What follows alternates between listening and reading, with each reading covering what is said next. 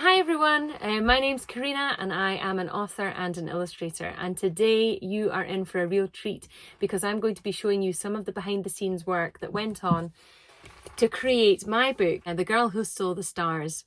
What's been really interesting about this and this journey actually has been that this is my first ever picture book. So you're going to find it really fascinating to probably see where I started and how the book ended up, because this isn't how the book started. There's been a lot of mistakes, a lot of practice, and a lot of hard work to go to get it to this stage. And I'm going to share that with you today. The first thing you need for writing a good picture book is obviously an idea for a story. And I guess sometimes people ask me, can you have good ideas? Can you have bad ideas? How do you know the difference between a good one and a bad one? And generally, I don't think there is such a thing as a bad idea. Ideas are ideas, and I find that they tend to change and grow and evolve the more you explore them. So you might have a good idea for a story to be about a carrot. Maybe sounds like a bad idea, and maybe lots of your friends would say that sounds like a bad idea. But you never know, you could maybe turn a story about a carrot called Colin into an amazing story. Who knows? So there's never really anything as a bad idea, and you need to start with an idea for a story in order to begin writing anything. And that's where I start, is that I try and come up with the idea and then pad it out into a story. So usually what you find that I have with me a lot of the time and where I jot all my ideas down is a writing pad. It's nothing fancy, it's literally just lined paper, and my kids have been into this one. They like to share it with me. This did say Stories 2020 and it's now been scribbled on. But I do carry around lots of writing pads where I write down all my ideas for stories and have a think about how they can develop. What I like to do with a story idea is think about what direction it's going to go and what's going to happen. Is there a character I've come up with? Is there a place that I've come up with? And interestingly, for The Girl Who Stole the Stars, this was an idea very much that came from my daughter when she was 3 years old. And I said, Jessie, what would you like for Christmas this year? And I was really thinking she'd probably say something to do with Paw Patrol, but she said to me that she would really like a ladder to the stars. So I guess you know where the idea came from. And you're probably now wondering, did she get a ladder to the stars? Well, actually she did. She got a ladder of sorts. We gave her a ladder for Christmas, and she got a beautiful light in her bedroom that had stars on it as well. But unfortunately, it didn't quite make it to the real stars. And I started writing about it, and I've got some of the original notes that I took when I was writing out the story and figuring out how I wanted it to go. So there was lots of bits of paper like this that I had lying around with lots of ideas for The Girl Who Stole the Stars. The next thing I do once I've kind of got the idea for the story is I like to break it down into what I think about as being like a standard picture book size. Now, most picture books that you'll look at come as 32 pages, and that's just how they print them, as 32 pages. But either end of that, usually you can have end papers, you can have a subtitle in that. So realistically, you're actually often only left with about 28 or 29 pages to play with. And so I had to make sure that the story for The Girl Who Stole the Stars would fit into about 28 or 29 pages. So that was the next thing that I did with the story, is break it up and figure out what's the layout going to be, where are all the parts of the story going to go, and then see how it's going to feel being laid out as a picture book.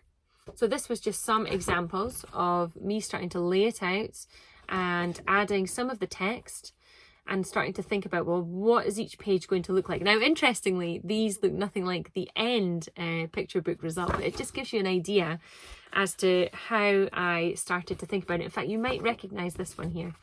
This one is the house on the hill, and then I've got the boat, and there's the whales in the sea. So I started to lay it all out and try and figure out what was this book going to actually look like. Interestingly, and this is how much stories change and evolve. Originally, when I first started doing the story, I couldn't draw anything. I wasn't very good at drawing. Well, I could draw basic things, but I'd never done illustration before. So I decided that I was going to write the story, lay it all out, and then ask somebody who was a really good illustrator to draw the pictures for me. But as it turned out, illustrators, they cost quite a lot of money, and I just didn't have enough money to afford to pay somebody to draw all these pictures for me. So I didn't want to be defeated, because I really, really wanted to see my story as a picture book. So I decided, right, I'll just draw them myself. Why not? So the story began with the title of Dear Santa, and this is one, and you're not going to, I can't even believe I'm sharing this with you because it's It's not very good. It's all right. It's good. You might think it's okay. I look back at it now and think, oh gosh, we've come a long way. The story was going to be called Dear Santa, and I was exploring different ways of illustrating the story. So this was very much just using ink and then adding colour into the ink. And from there, I guess we started looking at, there we go, there was another couple of ideas I'd had. The girl at this point was blonde. I think this was probably more based on my daughter. She's got hair quite like this. But it wasn't working. It really didn't look right, and I just didn't think it was the girl from the story that I was looking for. So at this point, I had the story, but I didn't know who the character really was and what she was going to look like. So I decided that I needed to go and explore that a little bit further. So I started drawing lots of different people. Now, you'll laugh when you see these. Look at some of these. I think I obviously wanted her to have curly hair. Curly hair was definitely a thing. And then I suppose you're starting to see maybe a little bit of a resemblance here. And we've got another one in here in this pile. Yeah, here we go. So then again, here's the progress happening. So I was looking maybe red hair, maybe curly hair, trying out different jumpers, different clothing. This then starts to look a little bit more like the girl in the story. And then if you turn around here, it's upside down, we start to get a bit more development. And here, this was the first time that I drew the character and thought, ah ha ha ha, that is the girl who stole the stars. And it was literally just like that. So she was going to have a turquoise jumper, she was going to have red hair and blue trousers. And from there, I started practicing her over and over and over and over and over and over again.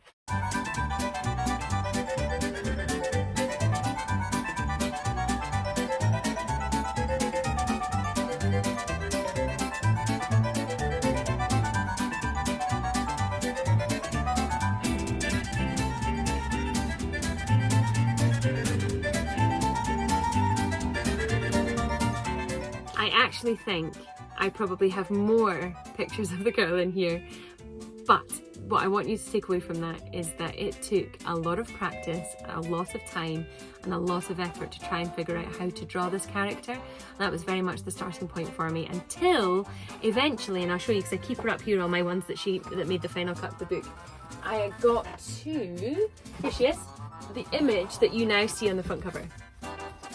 And this was the girl who stole the stars. Now, once I had figured out how the character was going to look, I knew that I also wanted to add night skies into the picture. And that also took quite a lot of time and practice. Because first of all, when I started making night skies, they started looking not very good. They were just a bit watery and a bit white, a bit pasty. And then I tried again and it got a bit darker. And I tried again and it got a bit more colourful. This is actually a really nice one now that I look at it, it's lovely. And then finally we got to, and again I've got it on my back wall here, this stage here, and this is the illustration that you see on the cover of the book. There. Question you're probably wondering is, how does this get onto this? And that is where computers come into work. I use a computer and a scanner, and I scan in the illustration. So this is the one I've done on paper, and then it makes it pop up on the computer, and then I edit it on the computer and add it to whatever I want, really. I can create lots of things with it. But what you're seeing on the front cover of the book is this image and this image together, like this. It's very clever, really, isn't it? Very, very clever. So by this stage, I had then created the front cover, which was the sky illustration that I just showed you and the girl holding the ladder. And this was what the front cover was beginning to look like. But at that point, I also needed to figure out a font and a text that was going to fit in for the title of the story. And interestingly, and this was loads of fun, is that I created my very own font. And it was actually a lot easier than I had anticipated. So to create this font, I used crayon, and just literally a chunky crayon that I had like you would have in school. And inside there's also a thinner font that I used as well. I zoom into here. And this font was just created using a coloured pencil. But every letter that you see in this book was written by me, by hand, and scanned in. I have a confession, actually. I haven't actually drawn all the images that you see inside The Girl Who Stole the Stars, and in particular, I'm going to show you this one, because this illustration here was actually drawn by my daughter, who is age 6. And one day she came home from school and she brought home, and I'll show you, she brought home a calendar, and it looked like this. And I just loved this drawing that she had done of herself on the calendar. I really wanted to find a way of putting some of her drawings into my book, because really the book had been inspired by her, it was her idea. So we took this image, we took this illustration, and I scanned it in, and this is now, if I prop this up here, this is the illustration that you then see. You'll see it side by side here. But the rest of them I did myself. Oh! Now I'm going to show you some of the other original illustrations that I have that you see in the book today, and they're all on the wall behind me, so you're going to need to come with me. So over you come this way. Now this is, I work in a cupboard, so there's all my art things here, and here I have my pin board, and this is where I keep all of the original illustrations. So this is one of my favourite ones. This is where the girl has her first star. I'll stand out of the way of the light for you a bit. She has her first star, and as you can see, the star's not very happy, but she's delighted that she's got her star. Some of you may have noticed in the story that there are little mice hiding. This is Chris Mouse, and he features in the story. You need to have a wee look out for him. There is the original watercolour tree. Over here we have the girl running with the ladder. Oh, a few other illustrations there that you'll recognise. And again, this is also a favourite, when the stars get all tangled in her hair because there's so many of them. This is the point she has all the stars from the sky. So those are some of the original illustrations from the story. And I don't know if you spotted this, but there is a very famous painting in The Girl Who Stole the Stars that I added in. And it's a painting by a man called Vincent van Gogh, and the painting is called Starry Night, and you may have seen it before. And this is the illustration I did for going in the book. Now, interestingly, you'll notice they're all at a funny angle, and that's because in the book I'm trying to create the corner wall of the room, and so they had to be at a funny angle in order to kind of replicate that, and I'll show you that in just a second. So that is a painting, well, it's obviously not the original Vincent van Gogh, but it's certainly the Van Gogh replica that I tried to do, and it's called Starry Night, which I thought was very appropriate for my book, and I just quite like a reference to a really famous artist in there as well. And here you'll see it, there it is hanging on the wall. So I created, if I stand this way, there's the back corner of the room, so it's coming that direction, a bit of perspective, and you can see the wall is coming out at that angle. Probably see it better if I bend it that way. And that, my friends, is how I made my very first picture book, The Girl Who Stole the Stars, and I have absolutely loved doing it, and I hope you have loved learning about it as well. I just want to take the last couple of minutes of this video to talk to you really quickly about mindset and the importance of having the right mindset in order to do something like this. I am not a trained illustrator. I didn't go to art school. I didn't do that well in English. I am really not good at spelling. But I really, really, really wanted to make a children's picture book. So it was really important for me to have a positive attitude, but also have the right mindset. It was going to be difficult. I hadn't realised how difficult. There were times when I was really frustrated that I couldn't do something, but I kept trying and I kept going, and eventually I did get there in the end. Lots of things in life are hard to achieve. Lots of things that you will want to do may be quite hard to achieve. But if you have the right mindset and the right attitude, and you're willing to learn, and you have the patience and the time to practice, then I'm confident that you'll get there in some way, shape or form.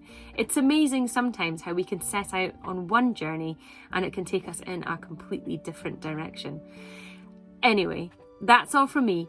If you do have any questions, feel free to get in touch. I love hearing from people, especially if you've got really interesting questions. I like them the best. But in the meantime, be kind to each other, and maybe one day I will see you soon.